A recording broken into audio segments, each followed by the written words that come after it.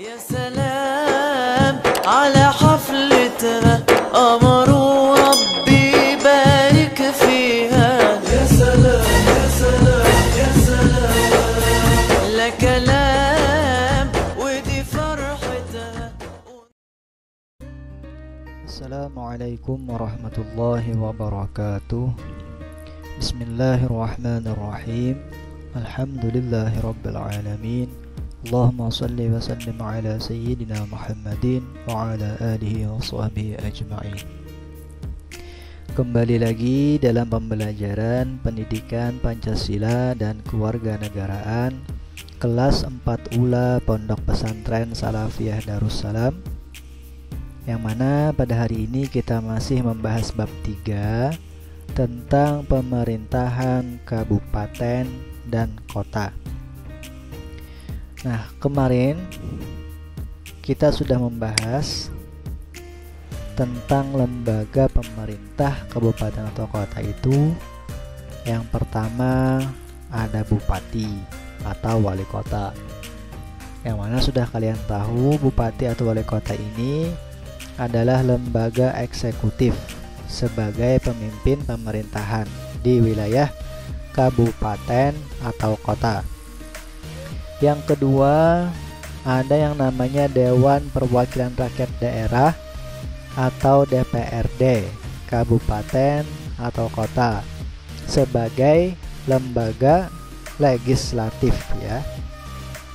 Nah, yang hari ini kita bahas yaitu yang ketiga, perangkat daerah, yang keempat muspida, dan yang terakhir lembaga pembantu tugas bupati atau wali kota.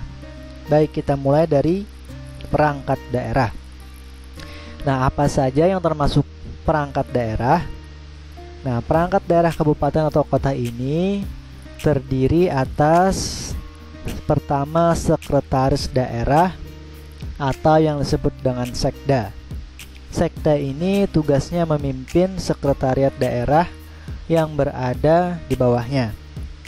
Dan sekda juga bertanggung jawab langsung kepada bupati atau wali kota. Nah, yang kedua, yang dinamakan perangkat daerah itu adalah asisten daerah. Tugasnya adalah membantu sekretaris daerah sesuai bidangnya masing-masing. Nah, kemudian yang ketiga yang termasuk perangkat daerah itu ada yang namanya kepala bagian atau kabak. Kepala bagian ini bertugas membantu asisten daerah.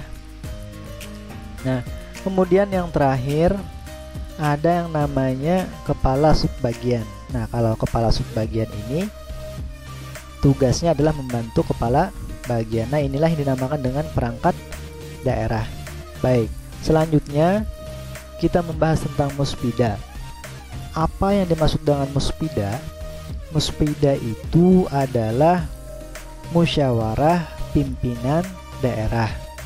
Nah, musyawarah pimpinan daerah ini terdiri dari komandan kodim atau komando distrik militer. Yang kedua, yang termasuk muspida juga adalah Kapolres. Kapolres ini singkatan dari Kepala Kepolisian Resort. Yang ketiga, ada yang dinamakan Kepala Kejaksaan Negeri. Dan yang terakhir, yang dinamakan muspida juga yaitu Kepala Pengadilan Negeri. Nah, inilah yang dinamakan dengan muspida atau musyawarah pimpinan daerah. Baik, yang selanjutnya lembaga pembantu tugas bupati atau wali kota. Nah, ini adalah lembaga pemerintah terakhir atau yang kelima dari pemerintahan kabupaten atau kota. Nah, lembaga atau instansi yang membantu tugas bupati atau wali kota ini diantaranya pertama adalah dinas-dinas daerah. Nah, dinas-dinas daerah ini seperti dinas kesehatan, dinas pekerjaan umum, dinas pendidikan, dan sebagainya. Nah, dinas-dinas ini membantu tugas bupati sesuai bidangnya masing-masing. Yang kedua ada yang dinamakan lembaga teknis daerah.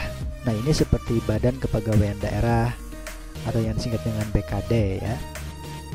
Kemudian ada juga yang namanya Badan Pengawas Daerah, dan ada juga yang sering kita ketahui yaitu Kantor Kependudukan dan Catatan Sipil atau yang biasa kita sebut dengan Capil ya. Nah, ini bertugas membantu bupati atau wali kota sesuai bidangnya masing-masing. Nah, kemudian kecamatan dan desa atau kelurahan juga termasuk lembaga yang membantu tugas bupati atau wali kota. Baik. Nah, di sini ada struktur organisasi kabupaten.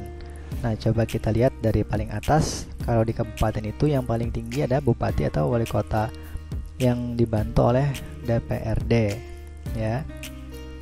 Bupati atau wakil bupati ini pemimpin pemerintahannya. Kemudian dibantu oleh sekretariat daerah. Sekretariat daerah ini pun juga dibantu oleh asisten pemerintah, asisten pembangunan, asisten administrasi dan lain-lain sampai lembaga yang paling bawah yaitu desa atau kabupaten. Nah, ini struktur organisasi kabupaten. Nah, ada juga yang dinamakan struktur organisasi kota. Nah, ini setingkat dengan wilayah kabupaten ya.